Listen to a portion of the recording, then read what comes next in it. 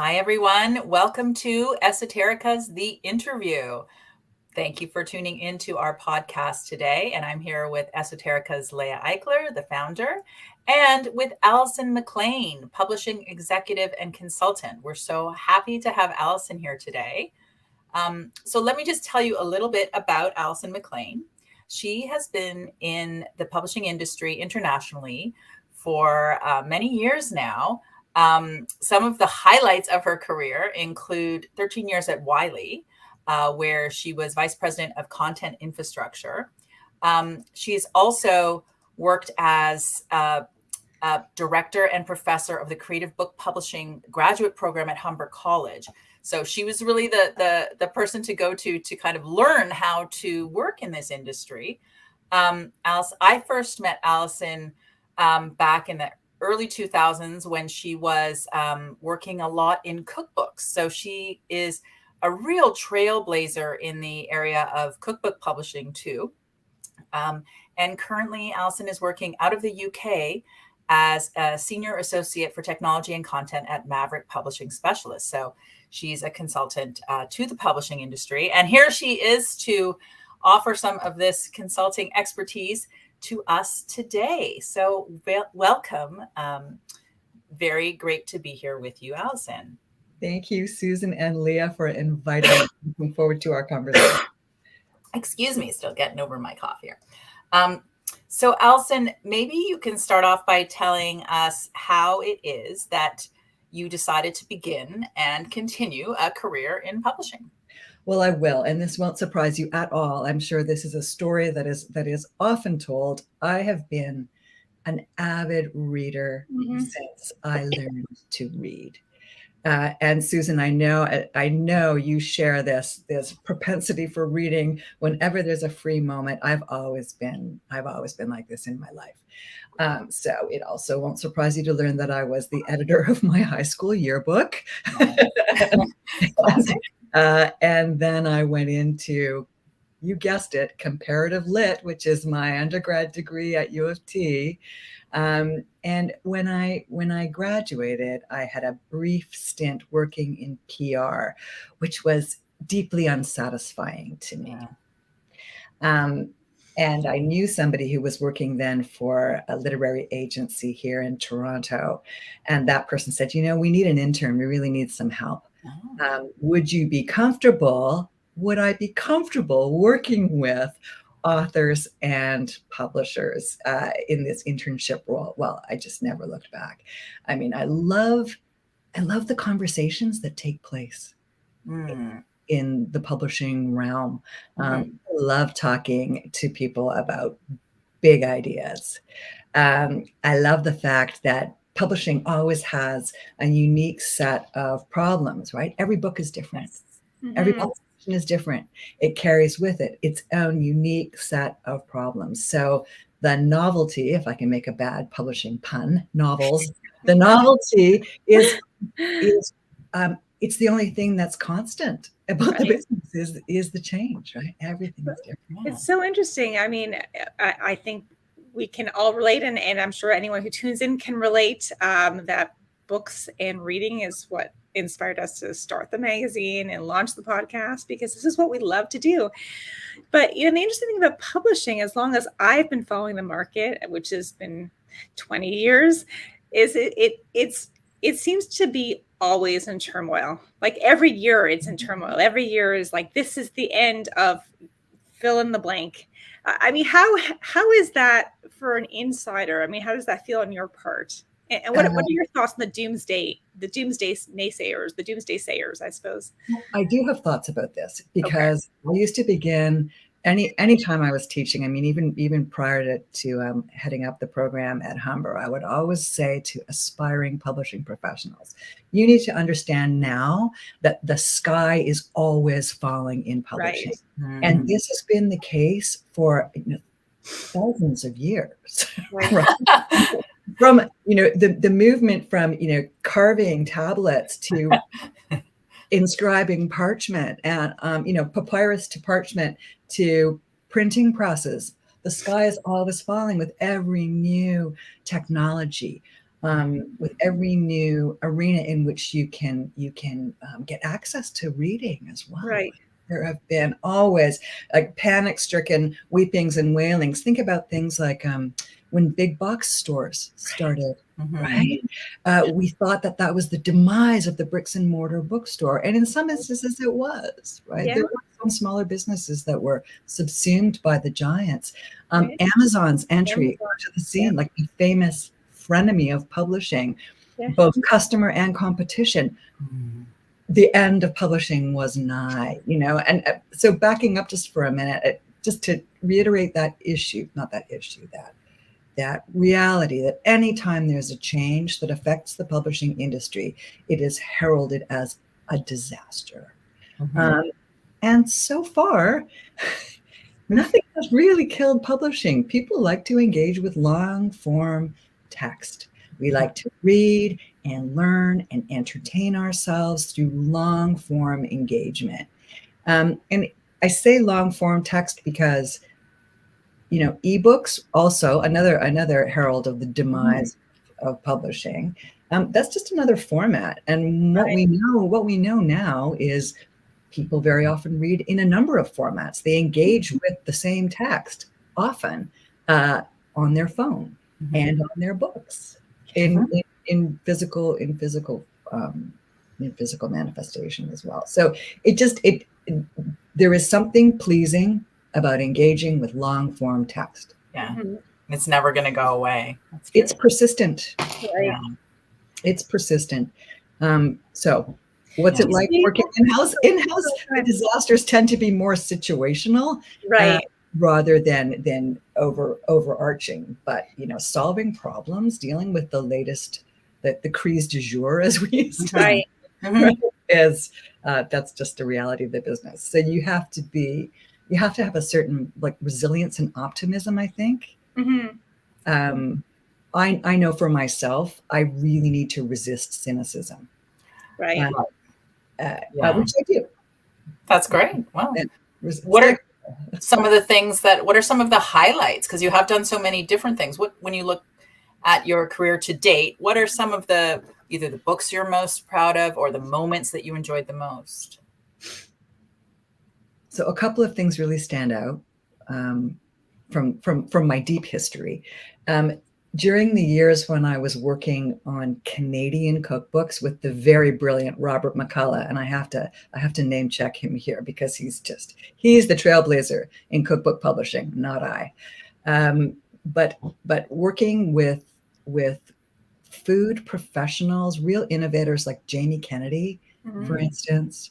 I worked extensively with Anna Olson, and these are people who care so much about what they do, and they're innovative, and they have a loving relationship with food that is really exciting for someone like me. Working on books with people who aren't necessarily writers, but who know so much more than I do about food.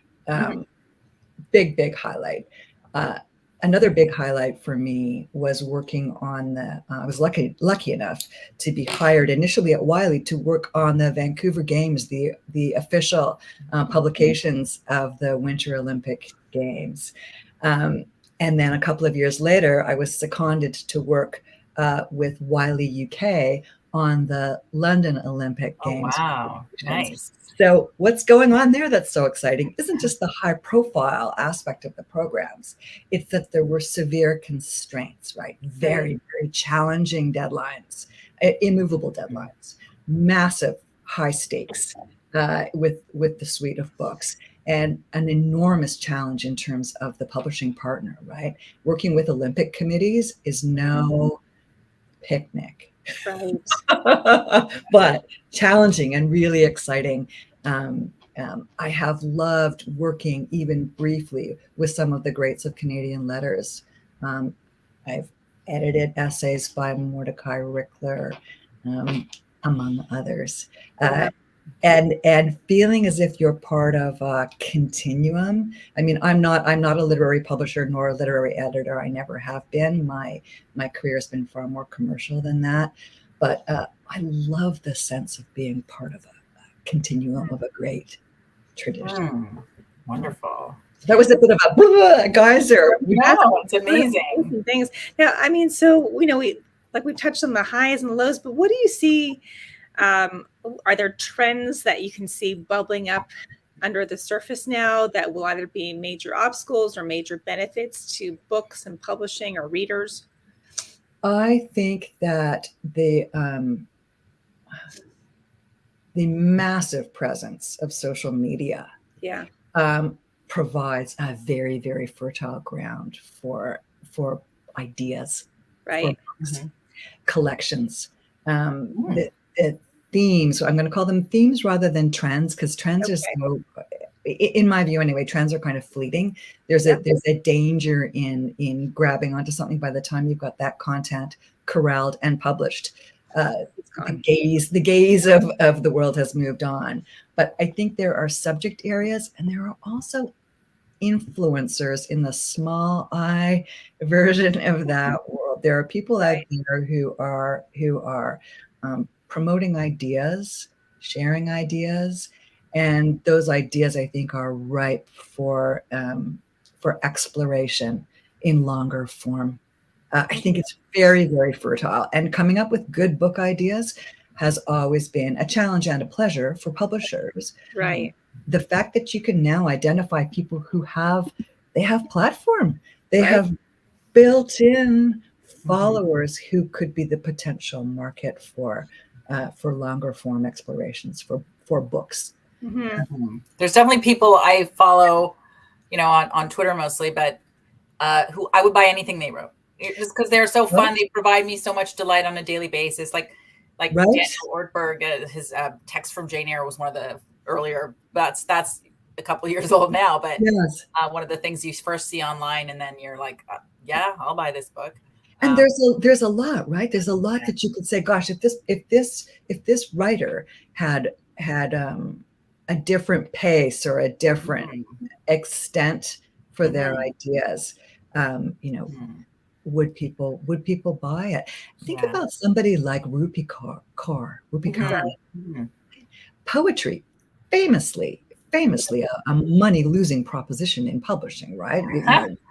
People publishing poetry are doing it for love, not for profit. And suddenly there is a form that is of interest to millions of people, and there's a long tail to that, right? There's all kinds of poetry now that is being published successfully and getting to a wide audience and amazing, making money. So I don't know if that answers, but I see social media as a huge boon to the publishing industry, as opposed to the people, the naysayers who are saying, well, if everybody just wants little content snacks now, who is going to read books? I think the opposite is true. The end of the world. So there are platforms, and we're on that platform as well, like Substack, and there's a lot of chatter on Substack about syndicating, about eschewing the whole publishing industry and just syndicating yourself. I mean, what are your and there's some really successful writers there who syndicate themselves. So what are your thoughts on that? My thoughts on it are that publishers need to earn their corn. I think that the previous position that some publishers enjoyed as kind of gatekeepers of culture, that's an antiquated idea now. The value that publishers offer to some authors is the curation, the editorial development, I think is a big boon for some authors. Also the reach, right? The ability to use the marketing machine and the long tendrils that some publishers have to bring works to the attention of consumers.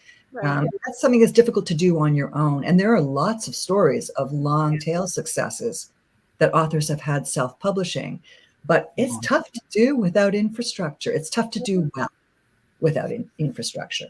You hear about the success stories, but not so much the thousands of authors publishing without any readership at all.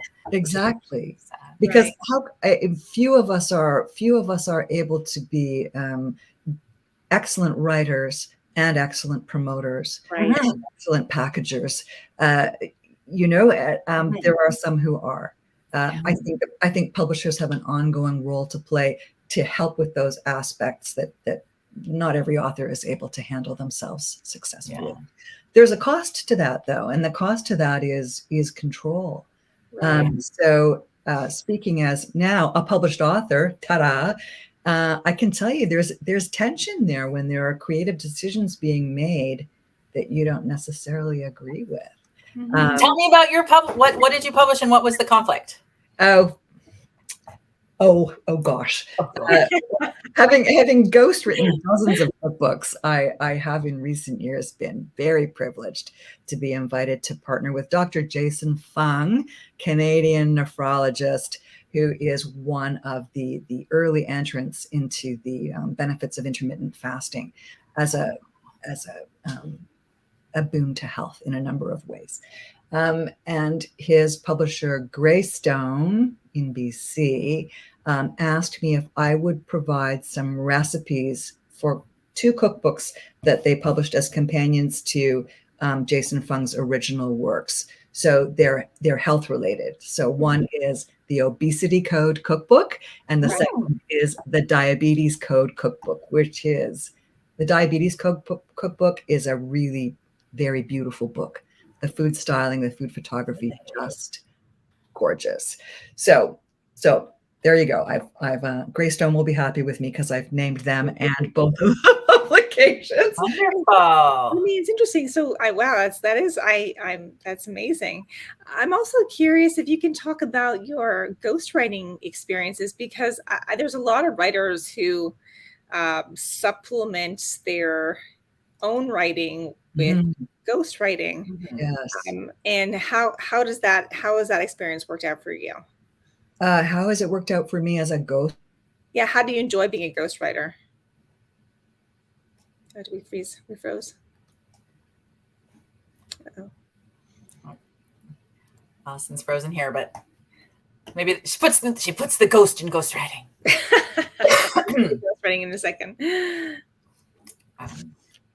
But she will return. I'm always very curious about what it's like to subsume the writerly ego in someone else's byline and someone else's acclaim.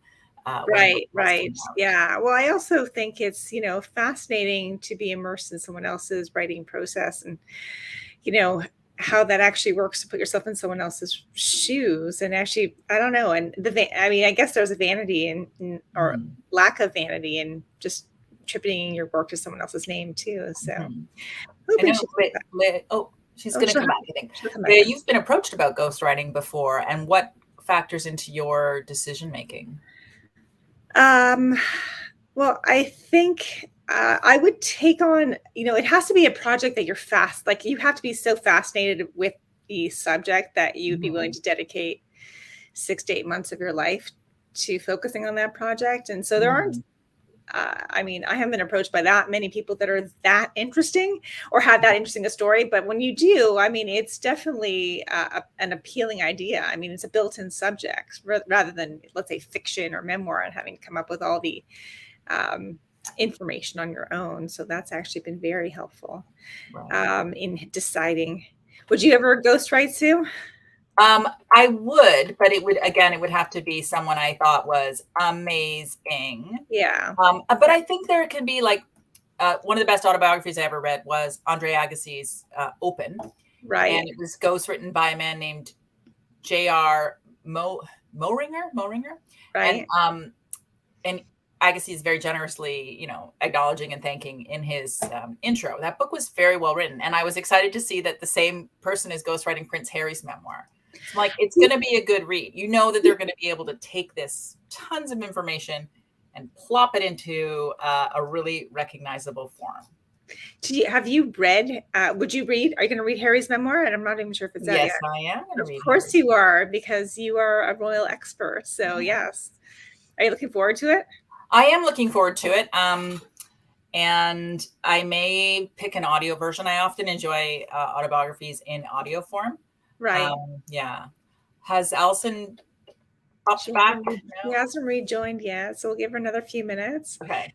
But have you, speaking about the Royals, have you seen the documentary? I have. Documentary? Oh, she's and back. it was back in. Oh, here's Alison. Hey, Alison. We went on a tangent about ghostwriting. So yes. Thank you. Welcome back. Thank you. I'm sorry about that. No That's problem. Okay. Internet gone altogether, so I hope we're stable now. We're still stable. So I caught Susan saying Alison puts the ghost in ghostwriting. Very clever. I love it because I am originally an editor. That's Right. first was my role in this business of publishing. And ghostwriting is an ability to, not necessarily a writer, Right. help the author to let their meaning shine through, help them to realize their intentions with this content. And so I love it. I think I like ghostwriting actually better than writing. Right. Interesting. Wow. Yeah. That's really interesting. It feels to me like it's the best kind of editing.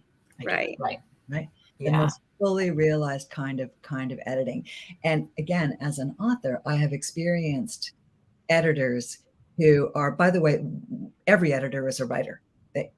We have to be, right? We have to be. And I know both of you have had your content edited before, so I'm interested in what you've experienced. But I have experienced someone with the best of intentions, just smoothing right over, like spreading butter, smoothing right over any of my personality. Right. My quirks, my goofy, admittedly honey sense of humor. I've experienced that before, and it doesn't feel it's doesn't feel good. It's not a happy partnership. Yeah. Not a creative partnership at all. But when you get a good editor who understands what you're trying to do with your work, that's the best kind of creative partnership. That's really fun. That's fun. And you read it and you're like, ooh. One of my most painful professional experiences was early on. I was getting a lot of famous Canadians to write about other famous Canadians for Time magazine, Time Canada. And they would write these personality-packed small pieces about Canadians they admired. And then Time being Time, it had a real style. And the editor in charge of that project just wrote, re-edited and rewrote them all. And the authors were so kind of crestfallen in some cases because they'd be like, but this is like one of my, heroes I'm writing about, and I just sound like a reporter, Right. It's a real art to keep the voice while making it polished and powerful. Well, it's interesting. I also tell writers all the time, especially writers who get, multiple beta readers for their books, or, work with editors, that especially, Susan and I, we both, grew up as journalists. So, on one hand, it's easy to just as a journalist, you just throw it to an editor, and whatever they change, you're like, okay, and then you move on. But it's a very quick, and there's not a lot of attachment with your own writing. It's such a skill to be able to discern when it's helping and when you're just capitulating, like when it feels good and when it doesn't feel good. Because exactly as Alison mentioned, sometimes it doesn't feel good, but you want to defer because you think editors know best, but sometimes they don't know best. And so you really need to be able to make that distinction. I think, if I may, especially as women, we want to please our editors. We don't want to create too many ripples. There is a kind of gendered response to this as well. And you really need to, which is also maybe gendered, you need to look at your gut response to an edit. Right. And ask yourself whether you're just rolling over, you're capitulating because you want to go along to get along, or whether that's going to bug you, whether that's, and if you listen to yourself, an apostrophe can matter. right? So It can matter. Word true. choice matters. You need to decide for yourself, and don't be, it's your name that's going on it. Exactly. Yeah. It's your name. Don't be so humble or so amenable that you will allow changes to be made that don't actually make you happy or don't fit your vision. Like, be a troublemaker if you need to be. I love that. Okay, I know. That's going to be our pullout quote for this interview. Okay, we don't have a few minutes left. So, Alison, the Christmas holidays are coming up. What are you during your break? What are you going to be reading? Well, I'm really hoping that somebody is going to give me Maggie O'Farrell's The Portrait of a Marriage. Have you read it, either of you? I'm really hoping I'm gonna be gifted that. If I'm not, I'm gonna buy it for myself. All right. Because I do love to sink into Maggie O'Farrell. Also, full disclosure, always on my bedside table is something by David Sedaris. There's a certain mood in my life that can only be fed by that. Yes. Fed by that or soothed by that. By David Sedaris. And yeah, I was thinking about this, thinking also, I always have something by Ali Smith within reach too. These are the writers currently that I'm obsessed with. If you haven't read A Song of Achilles. Oh, I did read that. Okay. Now I know what to add to my list. Let me press it into your hands. Okay. Susan. Amazing. Amazing. Yes, totally. Amazing. So maybe a reread time as well. I think it might be. So again, that's the kind of book that I will reread. Yeah. Yeah, I think during the holidays, sometimes when things are crazy and stressful, rereading can be very comforting. I think it often is. Are you women who read Middlemarch once a year? I know. I read Jane Austen at least all the novels at least once a year. Yeah. There's very few books that I read. I have reread a couple of books this year, and Sue and I are actually considering having a regular series called The Reread, where we go back and reread even books from our childhood and see how we think about them now. But I mean, I've reread. I mean, we've chatted about this before. I have reread, like, really. We're talking like YA books. Like, I've reread all the Flowers in the Attic series that I loved when I was a teenager. I was just curious. I just remembered all of my friends being so obsessed with it, and now as my daughter approaches that age, I was thinking, yeah, I'm pretty surprised. I'm actually a little bit surprised by how bad some of it is, So, and so it's interesting to go back. But compelling, even though maybe not well written in every place. Did you feel compelled? I mean, I finished all of it, and they're not short books. But the interesting thing is, you kind of wonder, which we'd like to tackle and reread, is would it get published now? I mean, there's so much of it that the incest, but not only the representation of incest, or